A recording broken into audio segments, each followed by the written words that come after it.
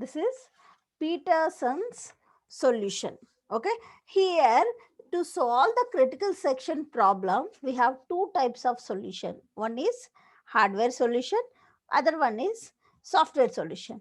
This Peterson solution is it's a classic software based solution to the critical section problem. Okay, we call it as Peterson's solution. Okay, Peterson's solution is restricted for two processes. Okay, if there is only two processes are competing to acquire the critical section, that time we can go for this Peterson's solution. Okay, Peterson's solution is restricted to only two processes. Okay, that alternative to exclusion between their critical section and remainder section. Okay, one process is in the remainder section, other process can access the critical section.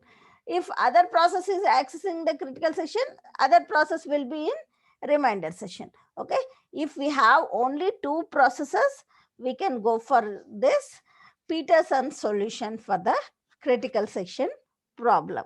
Okay, this Peterson solution is restricted for two processes. Okay, if we have only two processes, we can go for Peterson solution to the critical section problem. Okay, and assume that the load and store instructions are atomic here. That is, it cannot be interrupted. Okay, both load instructions, store instructions are atomic here in this Peterson solution, and that cannot be interrupted here. Here in this Peterson solution, the processes are numbered as P0, P1. Okay, or we can say the processes will be numbered as Pi or Pj. Okay, and the Peterson solution requires two data items to be shared between the processes. Okay, here the in this Peterson solution, we require two shared data items, that is int, turn, boolean, flag of 2. Okay, here we have the two data items which are shared among the two processes. Okay, if you have only two processes, we go for using this Peterson solution for the critical section problem. Okay, here we have two shared data items, that is int, turn, boolean, flag. Okay, turn is of integer type. Okay, and flag is an array which is of boolean type array. Okay, which will store the true or false. Okay, and flag is an array, turn is a integer variable. Okay, the variable turn indicates the whose turn is to be entered to the critical section. Okay, here the turn variable indicates whose turn it is to enter into the critical section. That is, if turn is equal to I. Okay, if we say turn is equal to I, then process Pi is allowed to execute the critical section. Okay, turn is a variable which is used to indicate whose turn is to enter into the critical section. Okay, depends on this turn variable, we can decide that which process will enter into the critical section. Okay, if turn is equal to I means process I will be entering into the critical section. Okay, next we have the flag array. Flag is a array of boolean data type. Okay, and flag array is used to indicate if process is ready to enter into the critical section. Okay, flag array is used to indicate if process is ready to enter into the critical section. That means if flag I is true. Okay, assume that if flag of I is equal to true, that means this this value indicates that Pi is ready to enter into the critical section. Okay, flag of I is equal to true shows that process Pi is ready to enter into the critical section. Okay, we have two variables here, shared variables.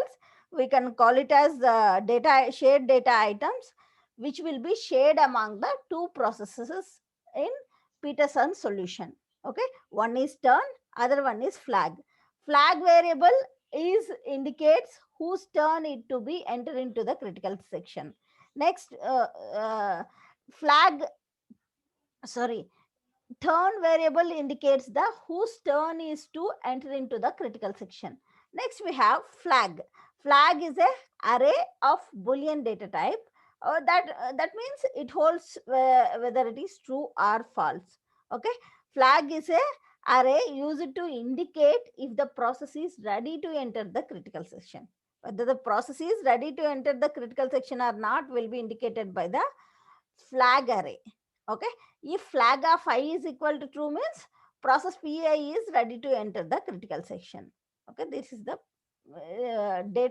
this is about the data items in this Peterson solution. Now we'll see the algorithm. Okay, here you can see here in this, while of true, flag of I is equal to true. Okay, and turn equal to j, and while of flag of j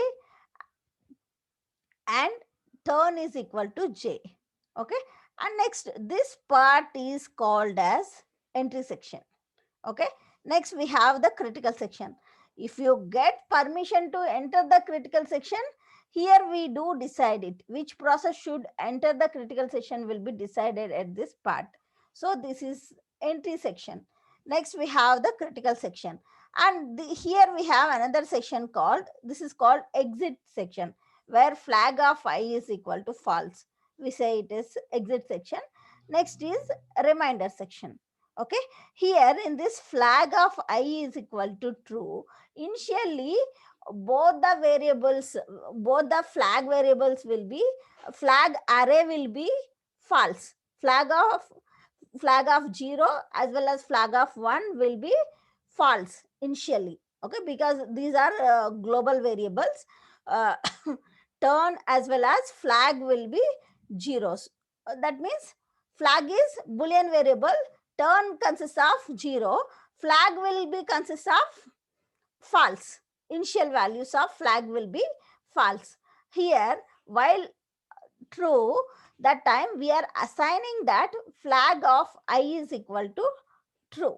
Okay, so if you consider that I is equal to 0, consider that two processes, that is P0 and P1. Okay, if P0 wants to enter into the critical section, that time flag of 0 is equal to true, we are assigning it. Okay, that means flag of 0 is equal to true means flag process 0 is interested to enter into the critical section. Okay, flag of 0 is equal to true. That after showing the interest, that flag process 0 shows that interest to enter into the critical section, that time it will also checks that whether the process 1 wants to enter into the critical section. Okay, for that it will assign, that process 0 will assign process 1 to turn, that is j to turn. Okay, assigning j to turn means process 0 is asking that process 1 to enter into the critical section. Okay, it is checking that whether the process 1 wants to enter into the critical section.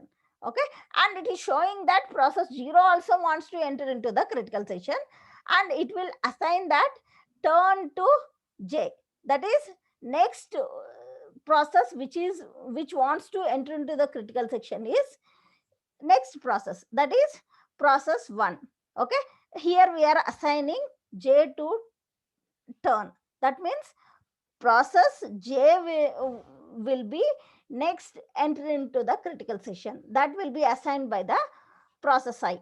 Okay, pi will assign that j to turn. That means next turn for next process which is willing to enter into the critical section will be j, process j. Okay, and here we have a while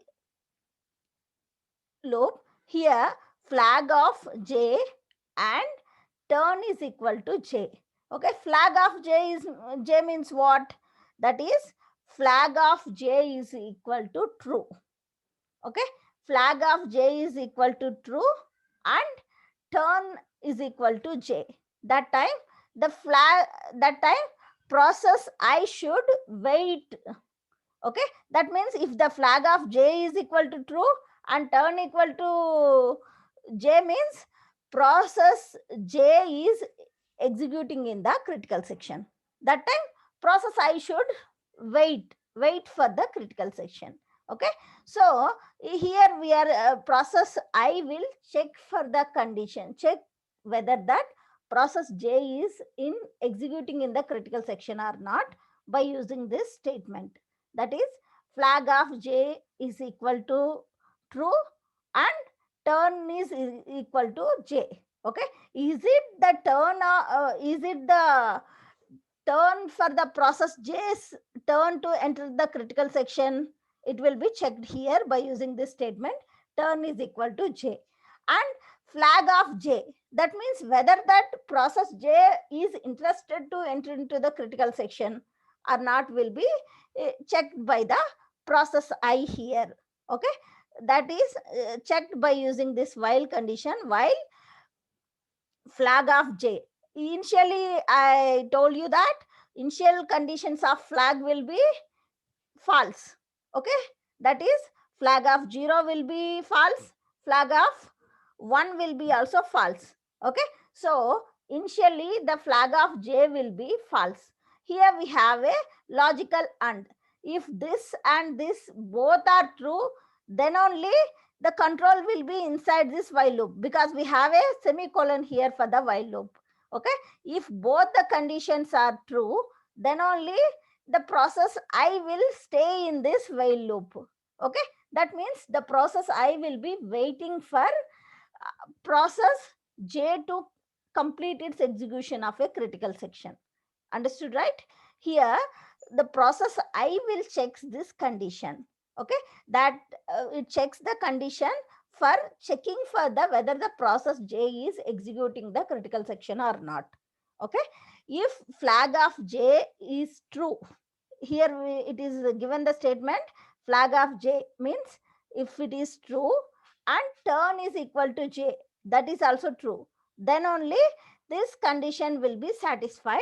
So process I will be waiting for completion, that shows that process j is in the critical section, so that process I will be waiting in this inside this while loop only.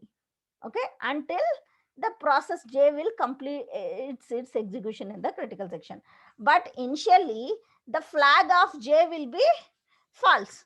Okay, and here process I assign the turn equal to j. Okay, turn equal to j, this is true, but flag of j is false, so this condition is not satisfied. Okay, so control will enters into the critical section. That means process I will enters into the critical section. After executing the process I inside the critical section, after completion of that, process I will enter to the exit section. Okay, in exit section what the process I will do, the flag of I will be set to false. That means that process I is saying that I have done executing the critical section. Okay, I am not interested to execute in the critical section now. Okay, that will be specified by the process I here by using this statement flag of I is equal to false. Okay, if flag of I equal to true means the process I is specifying that it is interested to execute in the critical section. Okay, after executing in the critical section, the process I specifies that flag of I is equal to false. That means I am not interested to execute in the critical section. That means who will get the chance to execute in the critical section? Here we have only two processes, that is process I and process J. If process I is not interested to execute in the critical section, process J will get chance to execute in the critical section. Okay, that it is indirectly saying that process I is giving a chance to process J to enter into the critical section. Okay, by this statement, that is flag of I is equal to false. Okay, after executing in the critical section, process I will initialize the flag of j equal to false. Okay, next the process I will enter into the remainder section and it will execute its remaining statements. Okay, that time once the flag of I is equal to false, next the flag of j will become true, and process j will, that shows that flag of j is equal to true means process j wants to execute in the critical section. And process j also, what it will do, it will assign the next process which is going to execute the critical section is, it will assign I, turn equal to I, and the process j will again checks this condition that flag of I is equal to true and turn is equal to I. That means process j will checks that whether the process I is inside the critical section or not. Okay, if the process I is in the critical section, the process j should wait in this while loop. Okay, if this condition is true, process j will be in the waiting. That means if this condition is true means process I is executing in the critical section and process j will be waiting in the while loop. Okay, if flag of I is equal to true and turn is equal to I means process I is executing in the critical section, so process j will be waiting in the while loop until the process I completes its execution. Okay, how the process j will come to know the process I is completed its execution? After completion of execution, process I will set that flag of I is equal to false. That means the process I is not interested to execute in the critical section, so automatically the process j will get the chance to enter into the critical section. Okay, this is the algorithm, Peterson's algorithm. Okay, if any algorithm we have discussed, right, if it says that if any solution to the critical section problem, that must satisfy the three requirements.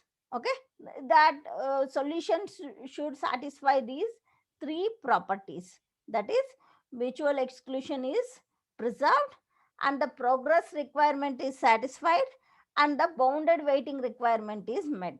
Okay, now we'll see whether this algorithm satisfies these three properties of critical section uh, problem solution. Okay, okay, to here, to prove that this Peterson solution is correct, we need to show that this mutual exclusion is preserved and progress requirement is satisfied and bounded waiting requirement is met. What is mutual exclusion preserved? When one process is in executing in the critical section, other process should wait. Okay, at a time only one process should be running in the critical section. That is mutual exclusion property says. Next, progress requirement. Progress will says that if two or more processes are willing to execute in the critical section, when the critical section is free, okay, the process which are willing to execute in critical section should participate in the competition for that which process should be selected for the critical section. Okay, and this selection process should not take long time, that is called progress. Okay, next one is bounded waiting. What the bounded waiting requirement will says, if any every process, that is there should be a limit. Okay, there should be a bound should exist on number of times that other processes are allowed to enter into their critical sections. Okay, if the solution satisfies all these conditions, then only we can say that solution is uh, satisfies the that is the proper solution for the critical section problem. Okay, if any solution that to the critical section problem, that must satisfy these three properties. Okay, now we'll see whether it is satisfies this mutual exclusion or not. Here, the first here, the proper to prove that property one, that is mutual exclusion, we know that each pi process I enters into the critical section. Process pi will enter into the critical section only if flag of j is equal to false, okay, or turn is equal to I. Okay, if the turn is equal to I or flag of j equal to false, then only process I will enter into the critical section. Okay, for process 0 to enter, the turn must be equal to 0. Okay, and if the process 1 to enter into the critical section, the turn must be equal to 1. Okay, because the flag of 0 and flag of 1 is equal to true. That means both the process 0 and process 1 are willing to enter to the critical section. That time we need to decide which process should be entered into the critical section. That will be depends on whose turn it is. Okay, if turn is equal to 0 means process 0 will enter into the critical section. If turn equal to 1 means process 1 will be enter into the critical section. Okay, here the value of turn can be either 0 or 1, but cannot be both. So process 0 and process 1 cannot enter to the critical section simultaneously. Okay, any one process can enter into the critical section at a time, because turn can be assigned to any one process. Okay, turn can be 0 or 1. Okay, if turn is 0, process 1 will enter into the critical section. If turn is 1, process 1 will enter into the critical section. If turn is 0, process 0 will enter into the critical section. So this will satisfy the first property, that mutual exclusion. Okay, next we'll see other two properties are satisfied by this algorithm or not. Here the process pi can be prevented from entering the critical section only if it is stuck in the while loop. Okay, if the process pi will be prevented from entering into the critical section only when the process I will stuck in this while loop. That means if this condition is true, only that time process I will be in the while loop, and it will be waiting for to enter into the critical section. Okay, here in this while loop we have the condition called flag of j is equal to true and turn equal to j. Okay, if pj is not ready to enter into the critical section, okay, process j is not ready to enter into the critical section, that time flag of j will become false. Okay, flag of j is false and pi can enter the critical section. If any one of these two conditions are false, here we have the logical and, so that time if this condition is false, complete this while condition will be false, that pi will enter to the critical section at that time. Okay, and if turn is equal to j, then pj will enter the critical section.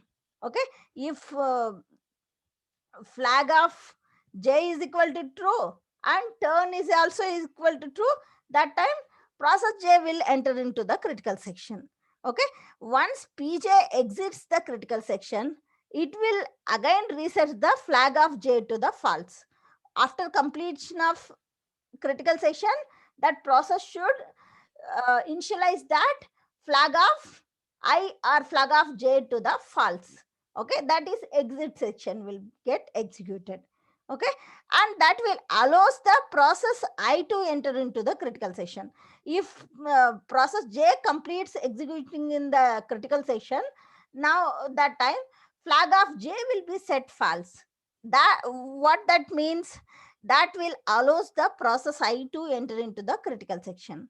Okay, if process j resets the flag of j to the true, it must also set that turn is equal to I.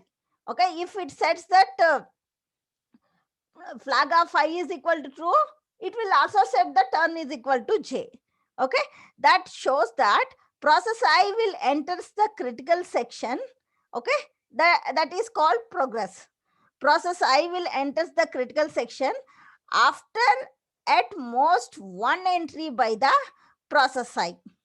Okay, process I will enter at most one time to the critical section, so that it satisfies both the two properties, that is progress as well as bounded waiting.